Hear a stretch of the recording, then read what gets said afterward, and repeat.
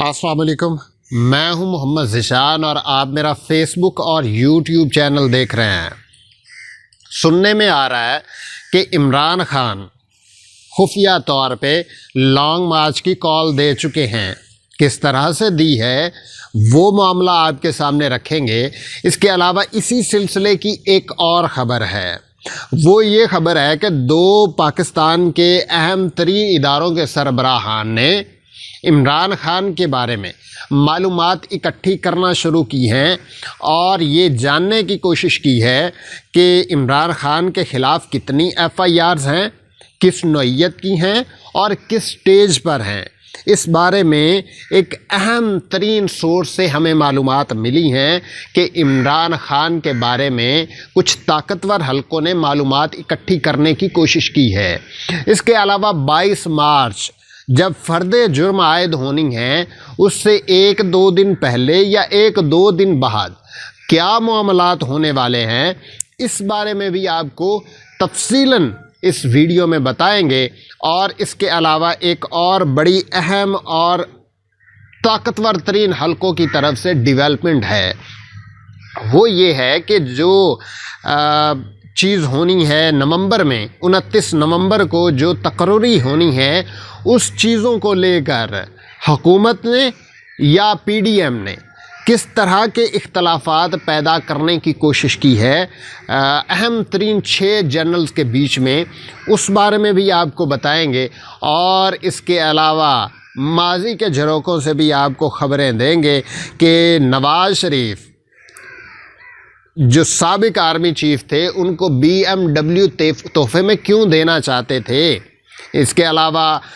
उन्होंने जो supreme court के जजेस हैं उनको प्लॉट्स क्यों दिए, और इसके अलावा सहाफ़ी आजकल क्यों इमरान खान के साथ हैं, या बहुत सारे सहाफ़ी इमरान खान के, बहुत सारे जो मीडिया हाउसेस हैं वो इमरान खान के ख़िलाफ़ क्यों हैं, नवाज़ शरीफ की हिमायत क्यों करते हैं। इन सारी चीज़ों को हम इस वीडियो में कवर करेंगे और आपको बताएंगे कि माजी में क्या होता रहा है, हाल में क्या हो रहा है, मुस्तकबिल में क्या हो सकता है। इस बारे में सारी चीज़ें आपके सामने रखेंगे। हमारे चैनल को लाजमी सब्सक्राइब करके बेल आइकन पर लाजमी क्लिक करें। सबसे पहले तो हम बात करते हैं कि सुनने में आ रहा है कि इमरान खान ने अपने जो करीबी साथी हैं, अपने करीबी अरकान हैं या अपने करीबी जो लोग हैं, उनको लॉन्ग मार्च के हवाले से सारी चीज़ें समझा दी हैं, बता दिया है कि अगर ये मुझे गिरफ़्तार करते हैं तो आपने लाहे अमल क्या अपनाना है, आपने किन किन शहरों को, किन किन पॉइंट्स को, किन किन हलकों को आपने बंद करना है। ये सुनने में आ रहा है कि इमरान खान ने अपने जो अहम तरीन कारकुनान हैं, अहम तरीन वज़रा हैं, अहम तरीन लोग हैं पार्टी में, उन सब को उन्होंने लाहे अमल बता दिया है और लॉन्ग मार्च के लिए तारीख़ भी बता दी है कि किस दिन इमरान खान लॉन्ग मार्च करेंगे।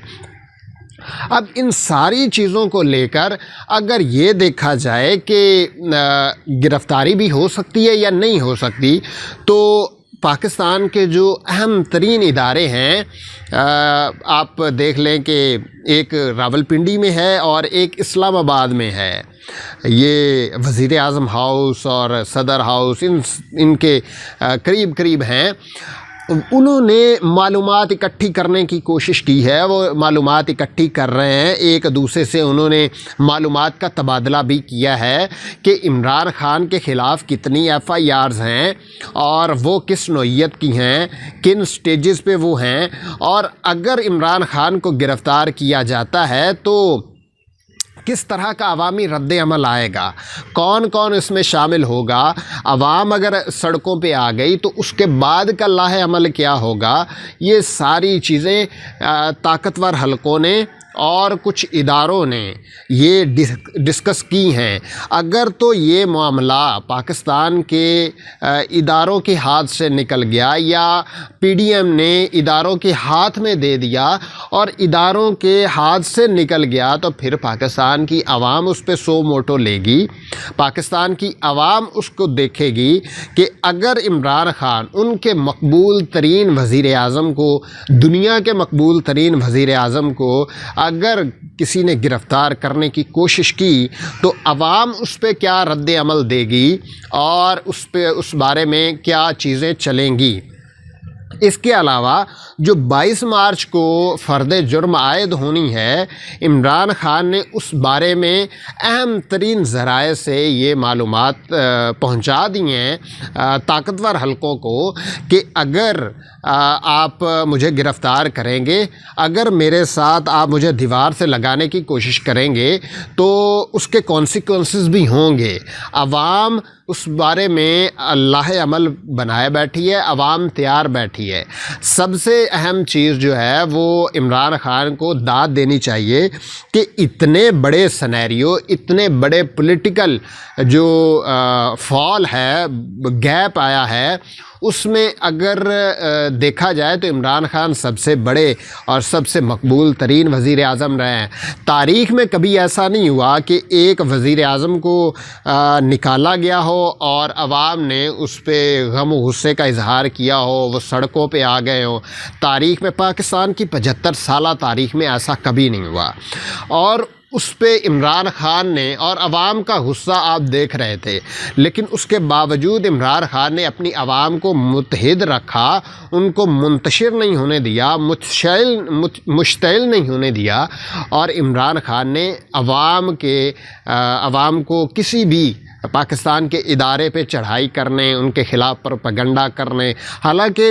جو مسلم لیگ نون ہے وہ براہ راست اداروں پہ بھی حملے کرتی رہی ہے، اور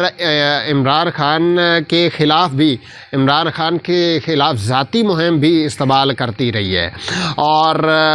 ان کی ذاتی زندگی کو لے کر بھی یہ عمران خان کو تحفظات تھے کہ یہ میرے خلاف کمپینز کریں گے، میرے خلاف یہ مختلف چیزیں کریں گے۔ کبھی یہ کرپشن تو ثابت نہیں کر سکے ہیں، نہ تو یہ عمران خان پہ کرپشن ثابت کر سکے ہیں۔ کبھی یہ لے آتے ہیں توشہ خانہ، اور کبھی وہ لے آتے ہیں اس طرح کی گھڑی۔ عمران خان پاکستان کے مقبول ترین وزیر اعظم ہیں، وزیر اعظم رہے ہیں، اور تقریباً انہوں نے 20 سال کرکٹ کھیلی ہے۔ برطانیہ میں وہ کہہ لیں 10 سال وہ برطانیہ میں رہے ہیں، اور وہاں پہ وہ ان کی شادی بھی وہاں پہ ہوئی، اور ان کو تقریباً 12,000 ارب ڈالر جو ہے وہ ملتے تھے، 1200 ارب ڈالر وہ ملنے تھے جمائمہ اور ان کی جو کولیبریشن سے جو انہوں نے کمایا تھا، اور پھر ان کو اکٹھا کر کے وہ عمران خان کو اس میں سے ہاف ملنا تھا، اور پاکستان کے وہ مقبول ترین اور امیر ترین شخص قرار دیے جاتے تھے، لیکن عمران خان نے وہ چیزیں نہیں لیں، وہ انہوں نے اپنے بچوں کو دے دی، اور پھر شاید یہ آپ کہہ سے بقول ان پارٹیز کے 12 چوچو کے مربع سے یہ عمران خان جو ہیں وہ پاکستان آئیں گے، آ کے یہاں پہ وہ وزیر اعظم بنیں گے اور ایک معمولی سی وہ گھڑی چوری کریں گے۔ یہ تو اوقات ہے، یہ جتنی ان کی سوچ ہے نا اتنا یہ سوچتے ہیں، جتنی ان کی اوقات ہے اتنا یہ سوچتے ہیں، اور یہ اس سے آگے نہیں بڑھ سکے۔ یہ آج بھی 90s کی جو سیاست ہے وہ کر رہے ہیں، کبھی میڈیا کو بند کر دیا، کبھی انہوں نے جو دوسرے سوشل میڈیا ہے اس کو بند کر دیا، کبھی یوٹیوب کو بند کر دیا، لیکن اس کے باوجود بھی عوام کا راستہ تو نہیں روک سکے ہیں۔ عوام کا راستہ تو بالکل بھی نہیں روکا جا سکتا۔ اگر عوام کو یہ روک سکتے ہیں تو صرف اور صرف ووٹ کی طاقت سے روک سکتے ہیں۔ آپ الیکشنز کروا دیں، عوام چپ کر کے بیٹھ جائے گی، عمران خان کا نام بھی نہیں لے گی، لیکن اگر آپ اس طرح کے ہتھ کنڈے استعمال کریں گے، عمران خان کو دیوار سے لگائیں گے، عوام سو موٹو ایکشن لے گی، اور عوام کی طاقت سے ہی ملک کا اگلا وزیر اعظم بنے گا۔ آپ نے یہاں پہ قبضہ تو کر لیا، آپ نے کسی کے کہنے پہ قبضہ تو کر لیا، آپ نے کسی کی مدد سے قبضہ تو کر لیا، لیکن عوام کے دلوں پہ آپ کا قبضہ نہیں ہے۔ عوام آج بھی آپ کو قدر کی نگاہ سے نہیں دیکھتی، وہ برے القابات سے آپ کو نوازتی ہے۔ اگر آپ دیکھنا چاہتے ہیں کہ عوام کے دل میں کتنا پیار ہے آپ کے لیے، تو آپ ایک دفعہ عوام میں آ جائیں، آپ عوام کے ساتھ چلے جائیں، عوام کے درمیان میں آپ کچھ دیر کھڑے ہو جائیں، آپ کو اپنی اوقات پتہ چل جائے گی۔ اس کے علاوہ ایک اہم ترین شخصیت جو پاکستان میں تقرری ہونے والی ہے 29 نومبر کو، وہ اگر وہ یہ پی ڈی ایم چاہتی ہے کہ وہ عمران خان نہ کرے۔ اب معاملہ کیا ہے، 29 نومبر کو جو تقرری ہونی ہے اس کے بارے میں تقریباً 4 نام، بیسیکلی 3 یا 4 نام جاتے ہیں۔ اس میں جنرل فیض حمید کا نام 4تھے نمبر پہ ہے، اور عمران خان جو ہے وہ ماضی میں یہ چاہتے تھے کہ DGISI جو ہیں وہ جنرل فیض حمید رہیں، اور جب تک یہ صورتحال افغانستان والی صورتحال کسی ایک طرف نہیں لگ جاتی تو جنرل فیض حمید آ جائیں۔ لیکن جو طاقتور حلقے تھے جنہوں نے یہ پلاننگ کرنی تھی، انہوں نے پلاننگ یہ کی کہ عمران خان کو تو نکالنا ہے، تو ساتھ میں جو جنرل فیض حمید ہیں ان کو بھی کہیں اور شفٹ کر دیا جائے۔ تو اسی سلسلے کی کڑی شروع ہوتے ہوتے آج یہاں تک پہنچ گئی ہے۔ اس کے علاوہ اگر 2 اور جنرلز کی بات کی جائے باقاعدہ، تو اگر دیکھا جائے تو 6 جنرل جو ہیں، تقریباً 6 جنرلز وہ ہو سکتے ہیں جن کے نام جا سکتے ہیں آرمی چیف کے لیے، اور وہ آرمی چیف بن سکتے ہیں۔ جنرل فیض حمید کے حوالے سے یہ سوچا جا رہا ہے کہ جنرل فیض حمید کو تو بنانا نہیں ہے۔ طاقتور حلقوں نے بھی یہ سوچا ہے، اور جو اس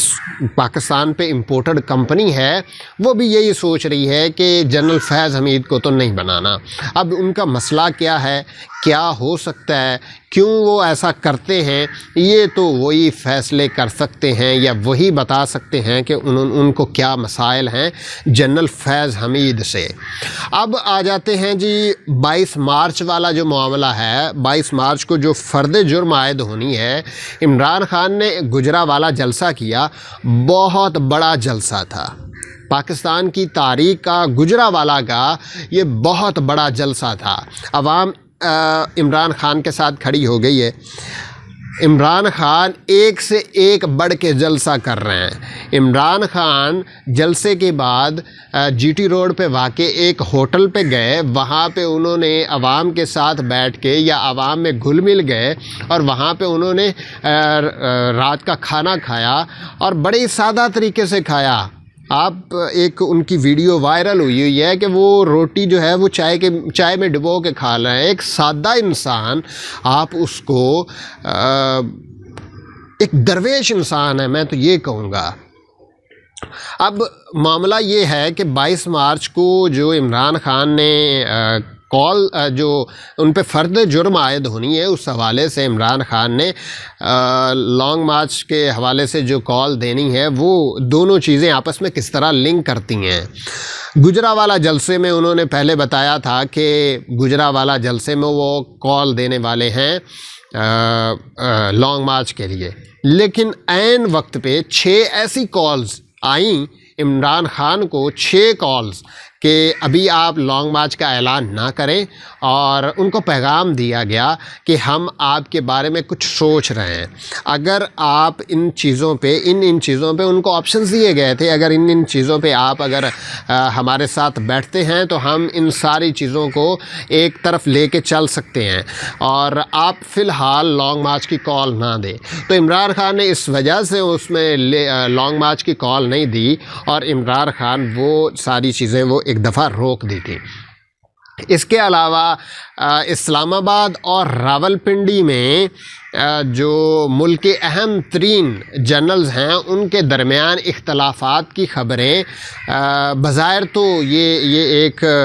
کہہ لیں کہ پروپیگنڈا ہے، لیکن ماضی میں مسلم لیگ نون پاکستان کی فوج اور عدلیہ کے بارے میں پروپیگنڈا کرتی رہی ہے۔ وہ کیا کیا ہے، آپ مریم نواز کو دیکھ لیں، آپ خواجہ آصف کو دیکھ لیں، سعد رفیق کو دیکھ لیں، آپ ایاز صادق کو دیکھ لیں، اور سب سے اہم چیز آپ زرداری اور نواز شریف کو دیکھ لیں، انہوں نے کیا کیا باتیں نہیں کی۔ گجرانوالہ جلسے میں نواز شریف نے یہ کہا تھا کہ جنرل فیض حمید اور جنرل باجوہ نے ان کی حکومت کو چلتا کیا تھا، ان کو حساب دینا نام لے لے کے انہوں نے کہا تھا۔ اور انہوں نے خواجہ آصف نے کہا تھا کہ یہ انہوں نے کارگل ہارا، انہوں نے 71 ہارا، انہوں نے 65 ہارا، یہ وہی بات کرتے رہے ہیں۔ ایاز صادق نے جنرل باجوہ کے بارے میں یہ بات کی تھی کہ کانپیں ٹانگ رہی تھی، اور وہ بھی آپ نے بیان سنا، میں اس کی تفصیل میں نہیں جاؤں گا، ویڈیو لمبی ہو جائے گی۔ اب یہ معاملہ ہو رہا ہے کہ سپریم کورٹ اور جی ایچ کیو نے آپس میں فون کالز پہ رابطے کیے ہیں۔ یہ خبریں آ رہی ہیں، مبینہ طور پہ یہ خبریں آ رہی ہیں کہ سپریم کورٹ اور جی ایچ کیو کے درمیان آپس میں رابطہ ہوا ہے، اور رابطے کے دوران انہوں نے آپس میں معلومات کا تبادلہ کیا ہے کہ عمران خان پہ کتنی ایف آئی آرز ہیں، کس نوعیت کی ہیں، کس سٹیج پر ہیں، اگر ان پہ فرد جرم عائد کی جاتی ہے یا ان کو گرفتار کیا جاتا ہے تو عوام کا رد عمل کیا آئے گا، کیا چیزیں اس میں ڈسکس ہوں گی، اور کیا عوام اس میں سو موٹو کس طرح سے لے گی، یہ ساری چیزیں اس وقت ہوئی ہیں۔ اب دیکھیں کہ نواز شریف نے آرمی چیف کو ماضی میں BMW تحفے میں دینے کی کوشش کی تھی۔ اب وہ کیا معاملہ ہے، وہ یہ ہے کہ جب نئے نواز شریف جو ہے وہ سیاست میں آئے تھے تو انہوں نے ایک آرمی چیف سے، ان کے والد نے، میاں محمد شریف نے اپنے ایک تقریب میں اس وقت کے آرمی چیف سے یہ کہا تھا کہ یہ آپ دونوں، نواز شریف اور شہباز شریف، یہ آپ کے بھائی ہیں، آپ نے ان کا خیال رکھنا ہے، اگر یہ آپ کی بات نہیں مانے تو آپ نے مجھے بتانا ہے، میں ان کو ٹھیک کروں گا۔ یہ باتیں اس وقت میاں محمد شریف نے اپنے بیٹوں کے بارے میں ان آرمی چیف کے ساتھ باتیں کی تھیں۔ اس کے بعد جب 97 اور 99 والا پیریڈ تھا، بلکہ نہیں، جو پہلا پیریڈ تھا نواز شریف کا 90s کا، اس میں انہوں نے، ان کے آرمی چیف تھے آصف نواز جنجوعہ صاحب، انہوں نے ان کو یہ BMW دینا چاہتے تھے، ایک بار نہیں 2 بار یہ دینا چاہتے تھے، اور شہباز شریف خود لے کر بھی گئے تھے اور ان کو چابی تھوانے کی کوشش کی تھی کہ جناب یہ والد صاحب نے آپ کے لیے تحفہ بھیجا ہے، لیکن آصف نواز جنجوعہ صاحب نے وہ گاڑی نہیں رکھی اور تھینک یو کیا کہ میرے پاس جو ہے میں اس میں خوش ہوں۔ بیسیکلی اس کا مقصد کیا تھا؟ اس کا مقصد یہ تھا کہ نواز شریف کی جو کرپشن کے کیسز ہیں، جو انہوں نے وزیر خزانہ کے ہوتے ہوئے کی تھی یا انہوں نے وزیر اعلیٰ کے ہوتے ہوئے کی تھی،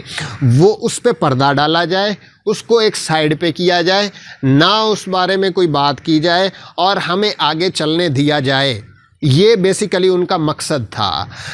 لیکن یہ اس طرح سے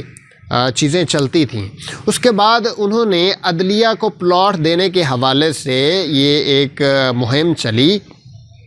اب اس بارے میں 2 خبریں ہیں، دو کتابوں کا آپ کو میں ذکر بتا دوں کہ ایک تو کتاب ہے بے نیام تلواریں، جو کہ شجاع نواز پاشا صاحب نے لکھی ہے،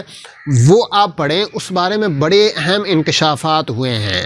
یہ اقتدار کے اور جنرلز کے اور جو جی ایچ کیو کے، یہ بہت ساری چیزیں اس میں ڈسکس ہوئی ہیں۔ اس کے علاوہ ایک اور کتاب ہے پاکستان میں بدعنوانی کی حکمرانی، یہ مجاہد حسین صاحب نے لکھی ہے۔ یہ دونوں کتابیں آپ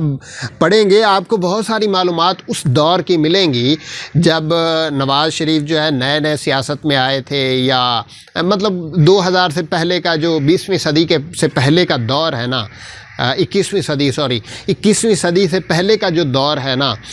تقریباً 15-20 سال کا، وہ آپ کو تفصیلاً اس میں چیزیں ملیں گی، اور بہت باوثوق ذرائع سے یہ چیزیں اکٹھی کر کے کمپائل کی گئی ہیں۔ آپ یہ ضرور دیکھیں، آپ کو اس بارے میں معلومات ملیں گی۔ اب عدلیہ کو پلاٹ دینے کے حوالے سے نواز شریف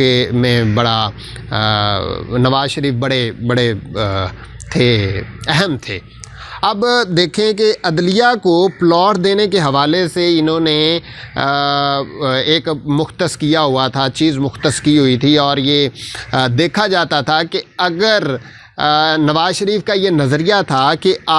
ہر انسان کی ایک قیمت ہوتی ہے، آپ اس کی اچھی قیمت لگا دیں، وہ آپ کا ہو جائے گا۔ اور اسی سلسلے کی کڑی یہ تھی کہ نواز شریف جو ہے، جس کو اپنا بنانا چاہتے تھے، ان کو مختلف تحائف بھیجتے تھے، کبھی گاڑی دے دی، کبھی ان کو پلاٹس دے دیے، کبھی ان کو پیسے دے دیے۔ اس حوالے سے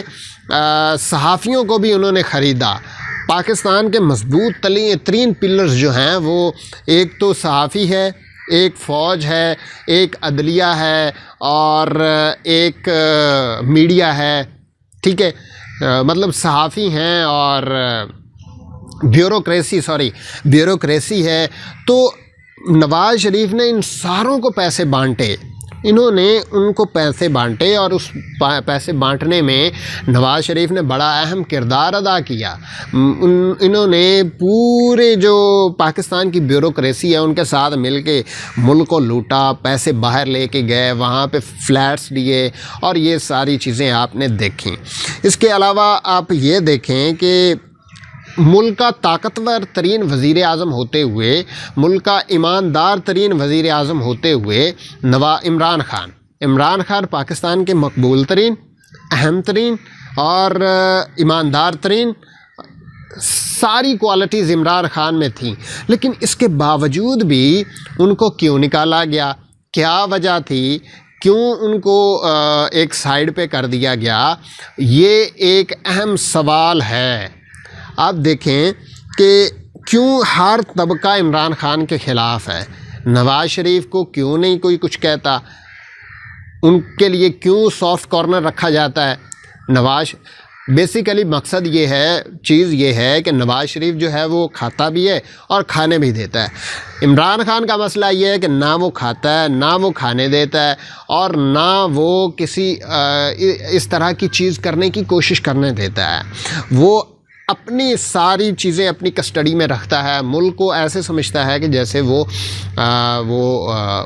ایک گھر چلا رہا ہے، وہ گھر چلانے کی طرح سے کام کرتا ہے۔ لیکن انہوں نے ملک کو اتنا لوٹا کہ ان کے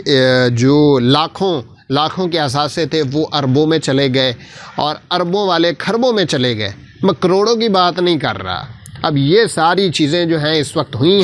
ہو رہی ہیں۔ مستقبل میں یہ ہو سکتا ہے کہ عمران خان جو ہیں وہ لانگ مارچ، جو بظاہر تو انہوں نے ڈائریکشنز دے دی ہیں اپنے کارکنان کو، لیکن ہو سکتا ہے کہ آئندہ آنے والے وقت میں وہ گرفتار کر لیے جائیں، یا ان کو گرفتار ہونے دیا جائے، اور وہ ایک اہم ترین اعلان کریں کہ پاکستان کی عوام سڑکوں پہ نکلے۔ پاکستان کی عوام جو اسلام آباد نہیں پہنچ سکتے، وہ اپنے شہروں کو بند کر دیں، اور بند کرنے کے ساتھ ساتھ ملک کا پہیہ جام ہڑتال ہو جائے اور پاکستان نہ چل سکے۔ عمران خان قطعاً یہ نہیں چاہتے کہ ملک میں خانہ جنگی ہو، ملک میں صورتحال خراب ہو، لیکن یہ جس طرف لے کے جا رہے ہیں اس سے لگ یہ رہا ہے کہ عمران خان کو کال دینی پڑے گی، اور عمران خان کو جب تک یہ الیکشنز اناؤنس نہیں ہوتے، عمران خان جو ہیں وہ سڑکوں پہ رہیں گے۔ عمران خان نے کہا تھا کہ اگر آپ نے مجھے نکالا تو میں زیادہ خطرناک ہو جاؤں گا، اور انہوں نے ثابت کیا کہ وہ زیادہ خطرناک ہیں۔ پاکستان پائندہ باد۔